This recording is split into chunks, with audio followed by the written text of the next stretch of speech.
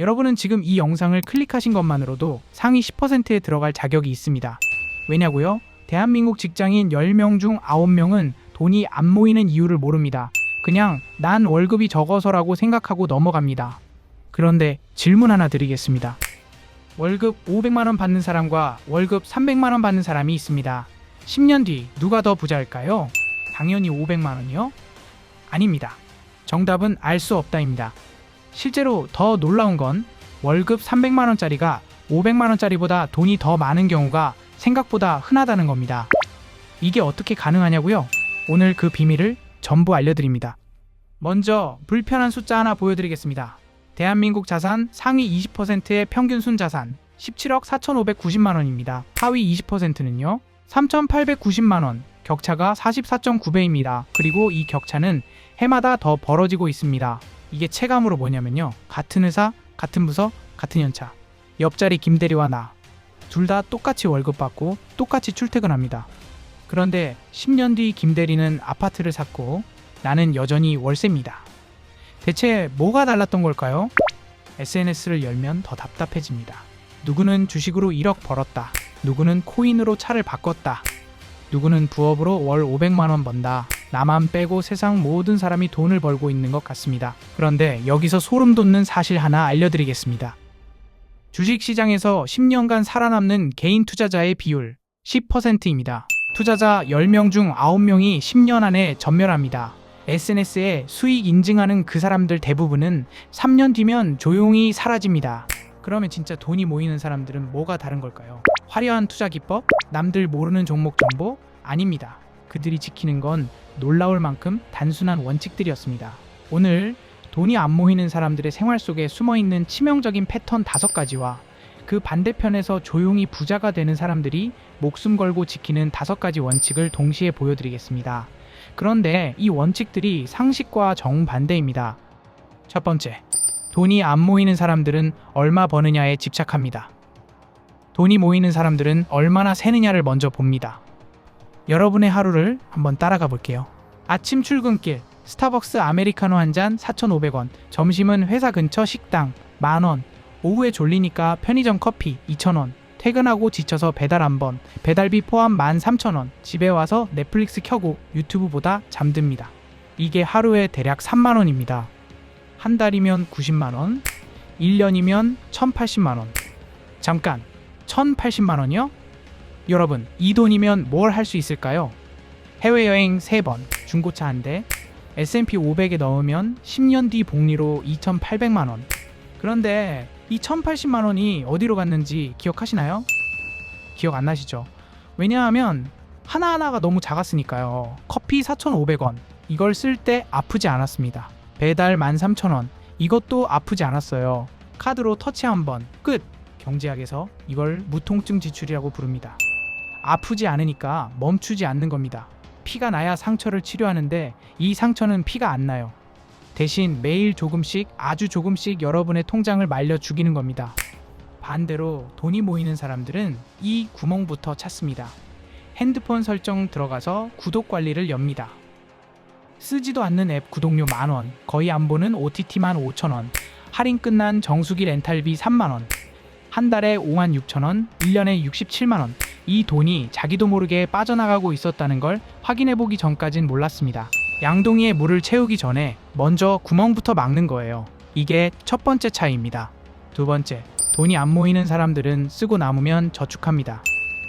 돈이 모이는 사람들은 저축하고 남은 걸로 삽니다. 이건 단순히 습관 차이가 아닙니다. 뇌 구조의 차이입니다. 심리학에 파킨슨의 법칙이라는 게 있습니다. 쉽게 말해서 돈이 있으면 그만큼 쓰고 시간이 있으면 그만큼 늘어진다는 거예요. 월급이 300만 원이면 300만 원을 쓰고 350만 원이면 350만 원을 씁니다. 월급이 올라도 저축이 안 느는 이유가 이겁니다. 한번 실험해 보세요. 월급 들어오는 날 가장 먼저 30만 원을 다른 통장으로 자동이체 걸어놓는 겁니다. 그러면 눈에 보이는 돈이 270만 원이에요. 신기하게도 사람은 270만 원 안에서 삽니다. 300만 원일 때랑 생활이 크게 달라지지 않아요. 뇌가 알아서 절약 모드로 전환되거든요. 그런데 여기서 진짜 문제가 시작됩니다. 돈이 안 모이는 사람들에게는 무서운 악순환이 있어요. 따라와 보세요. 월급이 들어옵니다. 고정 지출이 빠집니다. 남는 돈이 적습니다. 남는 돈이 적으니까 스트레스를 받습니다. 나는 왜 맨날 돈이 없지? 이 생각이 하루에도 서너 번 머릿속을 스칩니다. 스트레스를 받으면 사람은 작은 보상을 찾습니다. 에이, 커피 한 잔 정도야. 오늘 힘들었으니까 배달 한번 시키자. 이 정도 쇼핑은 괜찮잖아. 이걸 경제학에서 보상 소비라고 합니다. 큰 만족을 못 얻으니까 작은 만족이라도 자주 얻으려는 거예요. 보상 소비가 쌓입니다. 월말이 됩니다. 통장에 돈이 없습니다. 이번 달도 저축 실패. 다시 스트레스, 다시 보상 소비, 다시 빈 통장. 이 바퀴가 1년, 3년, 5년, 10년 돕니다. 10년 뒤 통장 잔액이 10년 전이랑 똑같아요. 아니, 물가는 올랐으니까 실질적으로는 10년 전보다 더 가난해진 겁니다. 반면에 먼저 저축하고 남은 돈으로 사는 사람은 이 바퀴를 처음부터 탈 일이 없습니다. 저축은 이미 됐으니까. 남은 돈 안에서 쓰는 건 스트레스가 아니라 예산 관리예요. 같은 월급, 순서 하나 바꿨을 뿐인데 10년 뒤 결과가 하늘과 땅입니다. 세 번째, 여기서부터 진짜 충격적인 이야기가 시작됩니다. 돈이 안 모이는 사람들은 자주 많이 투자합니다. 돈이 모이는 사람들은 가끔 크게 투자합니다. 우리 주변을 봅시다. 직장인 투자자의 하루, 새벽 6시 제일 먼저 미국 증시를 확인합니다. 나스닥 올랐는지 내렸는지 체크해야 안심이 되거든요. 지하철에서 유튜브 시황 영상 봅니다. 회사 도착해서 컴퓨터 켜자마자 왼쪽 모니터는 업무용 엑셀, 오른쪽 모니터 구석에는 주식창이 깜빡입니다. 상사가 업무 지시하는데 눈은 1분마다 호가창에 쏠립니다. 지금 팔까? 살까? 아까 팔걸. 3시 30분 장 마감, 녹초가 된 몸으로 생각합니다. 아, 오늘도 치열하게 살았다. 가짜 뿌듯함입니다. 냉정하게 계좌를 열어봅시다. 수익은커녕 수수료만 수십만 원 나갔습니다. 잦은 매매로 손실만 쌓여 있어요. 여러분, 차트 100번 쳐다본다고 주가가 올라요? 걱정한다고 기업 실적이 좋아지나요? 아닙니다. 오히려 불안을 키우고 불안은 충동 매매를 부릅니다. 그런데 여기서 더 소름 돋는 게 있습니다. 대부분의 사람들은 승률에 집착합니다. 학교에서 그렇게 배웠으니까요. 시험 20문제 중 18개 맞으면 90점, 우등생. 야구 투수 10경기에서 9승 1패면 에이스. 우리는 평생 이렇게 배웠습니다. 횟수로 평가받았습니다. 그래서 주식에서도 똑같이 행동합니다. 모든 거래에서 이겨야 한다는 강박. 하지만 주식시장은 학교 시험과 정반대입니다. 이곳은 횟수의 게임이 아니라 크기의 게임이거든요. 계산해봅시다. 투자자 A, 10번 거래에서 7번 수익, 3번 손실, 승률 70%, 7번 이길 때마다 50만원, 총 350만원 수익, 3번 질 때마다 200만원, 총 600만원 손실, 350 빼기 600 마이너스 250만원, 승률 70%인데 계좌는 마이너스입니다. 투자자 B, 10번 거래에서 4번 수익, 6번 손실, 승률 40%, 6번 질 때마다 100만원, 총 600만원 손실, 4번 이길 때마다 300만원, 총 1200만원 수익, 1200 빼기 600 플러스 600만원, 승률 40%인데 계좌는 플러스입니다. 이것이 손익비의 마법입니다. 질 때 적게 지고 이길 때 크게 이기는 것. 진짜 부자들이 신경 쓰는 건 승률이 아니라 이 손익비입니다. 그런데 돈이 안 모이는 사람들은요, 한번 손실 나면 이 방법은 틀렸어 하며 새로운 기법을 찾아 헤맵니다. 유튜브에서 승률 90% 비법을 클릭합니다. 서점에서 새 책을 삽니다. 며칠 잘 되다가 또 손실 나면 쓰레기통에 버립니다. 이렇게 매매법 유목민이 되다 보면 시간은 날리고 돈은 시장에 바치고 결국 빈털터리가 됩니다. 네 번째, 여기서 진짜 소름 돋는 반전이 나옵니다. 돈이 안 모이는 사람들은 1년 수익률에 목숨을 겁니다. 돈이 모이는 사람들은 보유기간에 투자합니다. 아인슈타인이 말했습니다. 복리는 세상에서 가장 강력한 힘이다. 계산해 볼게요. 1억 원을 투자합니다. 연 10%씩 수익을 냅니다. 10년 보유하면 1억이 2.6억이 됩니다. 20년이면 6.7억, 30년이면 17억. 같은 1억, 같은 10% 수익률. 차이는 오직 시간이었습니다. 이게 체감으로 뭐냐면요. 30대에 매달 30만 원씩 투자를 시작한 사람과 45세에 매달 60만 원씩 투자를 시작한 사람. 60세가 됐을 때 누가 더 많을까요? 30대에 시작한 사람입니다. 매달 절반만 넣었는데요. 15년이란 시간이 복리로 일하면 나중에 2배를 넣어도 따라잡을 수 없어요. 워런 버핏의 재산 99%는 50세 이후에 만들어졌습니다. 하지만 그가 투자를 시작한 건 11살이었어요. 39년의 복리가 쌓이고 쌓여서 50세 이후에 폭발한 겁니다. S&P 500에 매달 10만원씩 넣는다고 해봅시다. 20년이면 원금 2,400만원인데 복리 효과로 약 8,600만원이 됩니다. 3.5배. 30년이면 원금 3,600만원이 약 2억 6,700만원이 됩니다. 7배가 넘어요. 그런데 대부분의 사람들은 이 시간을 견디지 못합니다. 1년 수익률에 집착합니다. 한 달 수익률에 일희일비합니다. 하루 등락에 스트레스를 받습니다. 2020년 3월을 기억하십니까? 코로나로 시장이 한 달 만에 30% 빠졌습니다. 그때 판 사람들, 그 뒤 1년간 100% 상승을 놓쳤습니다.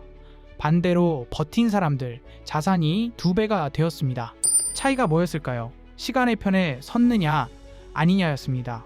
피델리티 자산운용사에서 수익률 1위를 조사한 적이 있습니다. 결과가 뭐였는지 아세요? 사망한 고객과 비밀번호를 잊어버린 고객이었습니다. 아무것도 안 하는 게 최고의 수익을 냈습니다. 그런데 돈이 안 모이는 사람들은 정반대로 행동합니다. 매일 차트를 보고 매주 종목을 바꾸고 매달 전략을 갈아엎습니다. 움직이면 움직일수록 수수료가 쌓이고 세금이 나가고 타이밍을 놓치고 감정에 휘둘립니다. 노력이 독이 되는 유일한 세계, 그게 주식시장입니다. 5번째, 마지막 원칙이 모든 걸 결정합니다. 돈이 안 모이는 사람들은 감정을 이기려 합니다. 돈이 모이는 사람들은 감정을 피합니다. 그리고 돈이 안 모이는 사람들은 계좌에 100%를 투자합니다.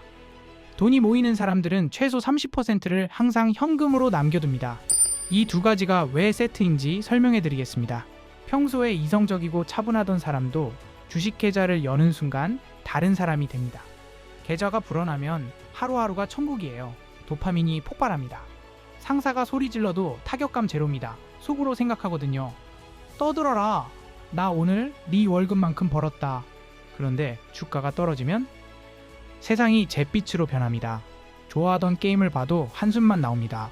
비싼 소고기를 먹어도 고무 씹는 맛이에요. 이 감정의 널뛰기가 시작되면 이성적 판단은 완전히 셧다운됩니다. 그리고 결국 꼴도 보기 싫다 하며 바닥에서 모든 주식을 던지고 시장을 떠납니다. 정확히 바닥에서요. 그러면 멘탈을 꽉 잡아야지 하고 다짐하면 될까요? 절대 안 됩니다. 심리학에 배꼽 효과라는 게 있습니다. 1987년 하버드 심리학자 다니엘 웨그너가 실험했어요. 학생들을 모아놓고 지시합니다. 지금부터 5분간 자유롭게 생각하세요. 단, 배꼽은 절대 떠올리면 안 됩니다. 배꼽 생각날 때마다 종을 치세요. 결과는요? 실험실이 종소리로 시끄러웠습니다. 생각하지 말라고 하니까 머릿속에 온통 하얀 곳만 뛰어다니는 겁니다. 이걸 사고 억제의 역설이라 합니다. 주식도 똑같아요. 차트 보지 말아야지, 팔지 말아야지.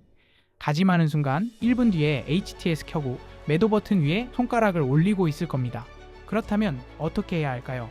배꼽을 생각 안 하는 유일한 방법은 배꼽 안 해야지가 아니라 빨간 펭귄을 미친 듯이 생각하는 것입니다. 시선을 강제로 다른 곳으로 돌려야 해요. 구체적으로요? 투자 일기를 쓰세요. 매수할 때 왜 샀는지 3줄만 적습니다. 6개월 뒤 차트 보고 싶을 때 그 일기를 먼저 읽는 겁니다. 매수 이유가 여전히 유효하면 들고 있고 이유가 사라졌으면 파세요. 감정이 아니라 논리로 판단하게 만드는 가장 확실한 방법입니다. 그리고 현금 30%. 이건 왜 필요한 거냐면요. 자동차 보험료 매달 내시죠? 사고 안 나면 그 돈은 사라집니다. 그렇다고 보험료 냈으니까 빨리 사고 나야 하는데 이렇게 생각하시나요? 아니죠. 보험료는 평소엔 버리는 돈 같지만 큰 사고 났을 때 나를 파산해서 구해주는 유일한 생명줄입니다. 주식시장에서 현금이 바로 이 보험료입니다. 상승장에서는 현금이 바보 같아 보여요.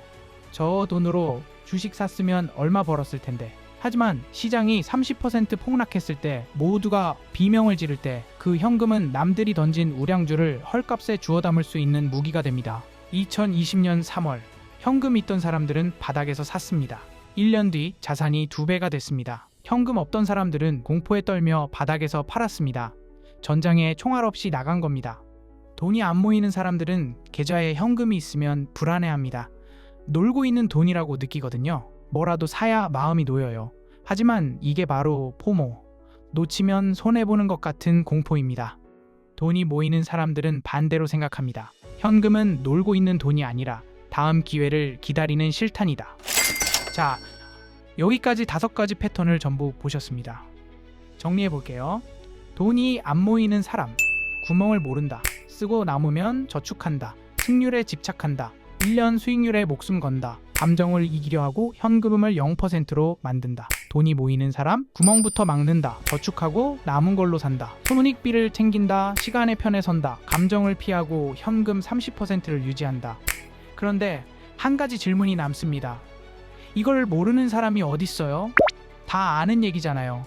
맞습니다. 다 알아요. 그런데 왜 안 할까요? 이유는 간단합니다. 이 5가지 전부 하나같이 뇌가 싫어하는 행동이기 때문입니다. 구멍 막기 귀찮습니다. 먼저 저축하기 당장 쓸 돈이 줄어들어서 불편합니다. 승률 버리기 지는 게 싫습니다. 오래 기다리기 지루합니다. 현금 남겨두기 남들 다 사는데 나만 안 사면 불안합니다. 전부 단기적인 불편함입니다. 그리고 인간의 뇌는 단기적 불편함을 피하도록 설계되어 있어요. 원시시대에 호랑이 앞에서 10년 후를 생각하자라고 여유를 부렸다가는 잡아먹혔으니까요. 하지만 돈이 모이는 사람들은 이 본능을 거스릅니다. 어떻게? 의지력으로? 아닙니다. 의지력을 안 써도 되는 시스템을 만들어 놓는 겁니다.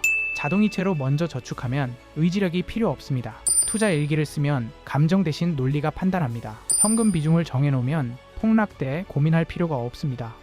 결국 부자와 가난한 사람의 차이는 연봉이 아니었습니다. 의지력도 아니었습니다. 시스템의 차이였습니다. 나 자신을 믿지 않고 시스템을 믿는 사람이 이기는 게임이었어요. 자, 그러면 내일부터 뭘 해야 할까요? 거창한 것 필요 없습니다. 딱 3가지만 하세요. 첫째, 오늘 밤 잠자리에 들기 전에 핸드폰 구독 관리를 열어보세요. 쓰지 않는 구독 하나만 취소하세요. 한 달에 10,000원이라도 구멍 하나 막는 겁니다. 이게 시작입니다.